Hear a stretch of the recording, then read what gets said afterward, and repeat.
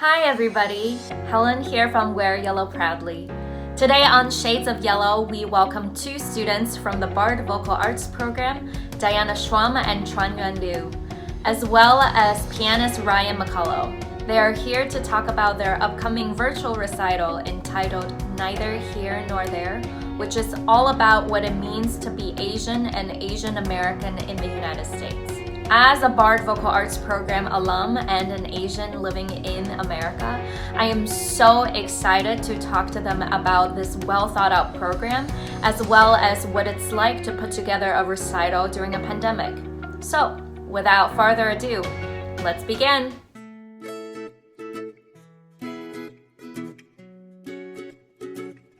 Neither Here Nor There is a concert based on the Asian and Asian American experience. So basically this recital stemmed from a conversation that Chuanyuan and I had back in September. And we both are in a graduate program during a pandemic and really felt that in this current climate, we wanted to talk about our identities as Asians. And so we were talking about what it meant to be Asian in the States. Diana and I have very different Asian experience. Diana was born in the States, and I grew up in China and only came here 5 years ago for college. But we did find a lot of similarities when we were talking about being Asian in the States. We both felt somewhat of neither being here nor there. And from that, we've grown a program that features our stories as being Asian or Asian American and stories of other friends and artists who are also Asian or Asian American. This concert is comprised of music by Asian and Asian American composers and poets. So every single piece has a splash of Asian in it. I'm obviously not Asian. I was happy to work with Diana and Chuan on anything, whatever it was, because they're both such beautiful musicians. But you know, when we talked about this program, there was a little part of me that was like, oh, I don't really belong here. What can I contribute to this? I grew up in California, and specifically in Humboldt County, up on the coast near Oregon. I didn't have very many Asian friends growing up. In fact, I didn't have very many non-white friends growing up at all. And I found out later, much to my sadness, that Humboldt County was, for all its hippy-dippiness and kind of liberal progressiveness, was one of the last places in California that still had an Asian Exclusion Act. And actually, there's a story I was told by one of the few Asian people I know from Humboldt County, saying that the Emperor of Japan visited California and had to be escorted by police through Humboldt County. This year also, how there has been so much horrible animus towards people of Asian descent, no matter where they're from or how long they've been here, because of the COVID-19 pandemic, which is of course absurd.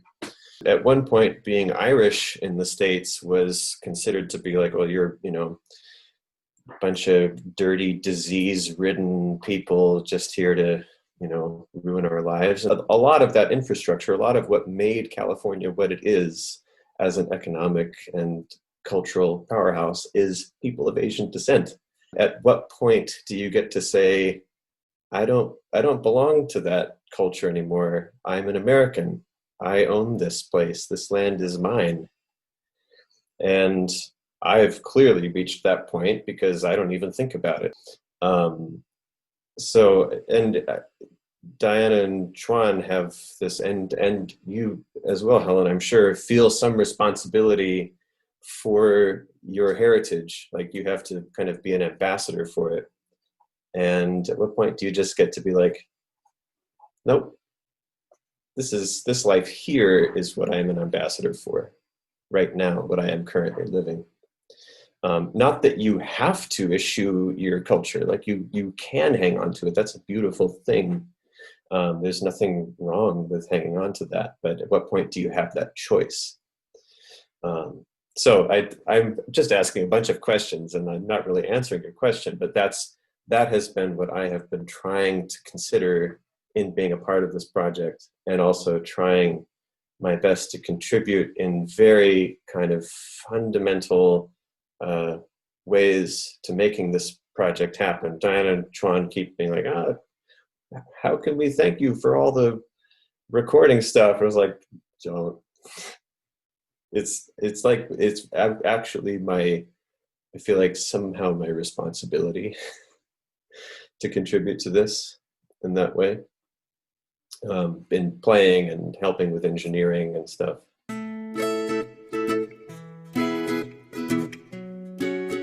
All three of us are students and fellows at Bard. Diana and I are doing our masters of music in vocal arts, and Ryan is a collaborative piano fellow.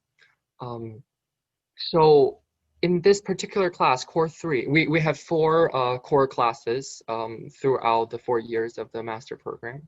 And this particular class is on creating your own performance opportunities, which is essentially a class that helps you build a recital from scratch, from choosing the program, from choosing the topic, from writing out all the materials, getting everything you need, press release, how to market it, and in this case, during a pandemic, how to do a virtual concert.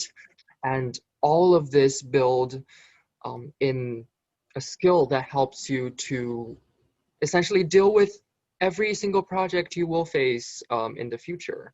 This particular class is super beneficial in terms of being a classical singer in the 21st century.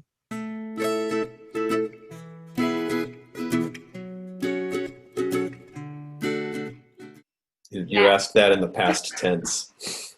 I wish it was the past tense. Well, we can't be in the same room. Yeah. This is challenge number 1. Number 1. Every recording setup that you will see in this recital, I am in a different room, like every single one. And so we've had to rig up discrete recording and monitoring systems in every space, and have separate camera setups and time align everything, sync cameras. Everything is just like 50% more difficult. And these projects, Core 3 is already complicated because you're getting to know what is a recital made of. And in this case, it's like, what is a recital made of? And also, I'm going to rebuild the recital space from scratch. So you don't have anything to rely on. The other challenge is that going off of that we have high standards for what we want to sound, so that we try to avoid singing with tracks. That's why we build those paired spaces, so that we could still sing live and still really collaborate at the moment. And did Bard build these paired rooms, or did you guys have to DIY it? Every single session, we built a new paired room. So far, there are 4 sessions, and there's going to be probably 6 by the time we're done. So every time we have set up a speaker for the pianist, speaker for the singer, mics for the singer, mics for the piano, and then cameras on each. And so every take, we have to sync things, and it's, as Chuan said, we have high standards. But we want people, when you watch a video and it sounds good and it looks good, you want to engage with it more. And we all miss that like immediacy and closeness of being in a space with someone. So, want as much as possible to hide the technology in terms of the listening experience, so that it looks real and it sounds real and you feel like you're there, because we're all missing that sense of envelopment.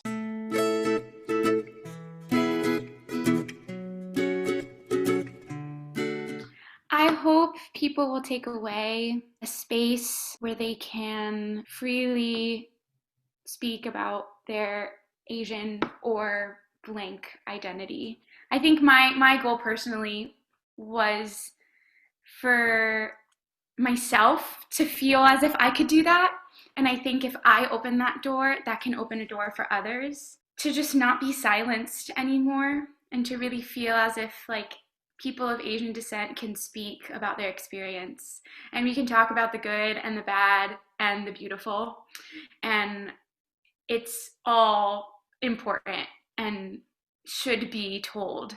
I think we want to celebrate, as we're now in Wear Yellow Proudly, the different shades of yellow, and how there are so many different stories and so many unique stories within this community that the society thinks is one-dimensional. And to provide a space for people to resonate with, for people to share their experience, for people to accept who they are as whatever they define it as, and not a particular way of saying things. And maybe just to tag something on, that hyphens are misleading and America is Asian. Like, in addition to so many other things, but it's, the hyphen is like, oh, well, you're here too, that's nice. And that's just not the story.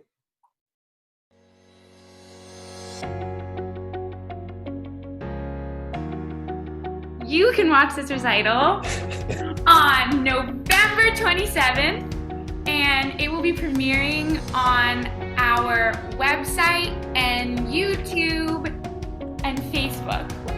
And all the information is on our website, which is neitherherenor.there.live. And you can follow us on Instagram at neither.here.there dash. But there should, maybe you guys can put that in below. It will be below. So yeah, November 27th. It will also be live on Wear Yellow Proudly's Facebook page.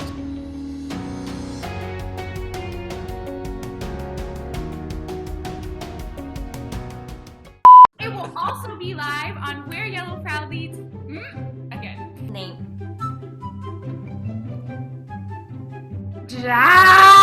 I don't know what that's like because I never look at people's eyeballs. I look at like the wall. And scene. Sorry. Okay, we're gonna be serious now.